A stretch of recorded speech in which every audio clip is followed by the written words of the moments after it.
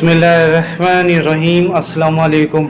आज हिजरी डेट क्या है, यानी इस्लामी कैलेंडर 2024 के मुताबिक आज चांद की कौन सी तारीख़ है। दोस्तों, ये बात आपके इल्म में होगी कि ये इस्लामी महीना ज़िलहज है, जो कि अरबी कैलेंडर या हिजरी कैलेंडर की रूह से 12वां और आखिरी महीना है।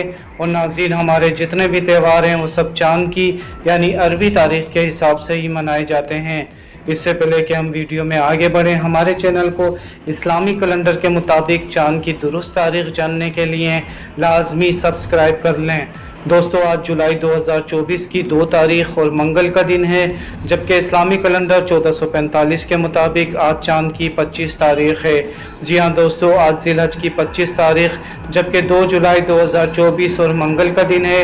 याद रहे, अगर आप ये वीडियो कुछ दिन बाद मुलाहिज़ा फरमा रहे हों तो पहले नई इस्लामी तारीख़ ज़रूर कन्फर्म कर लें।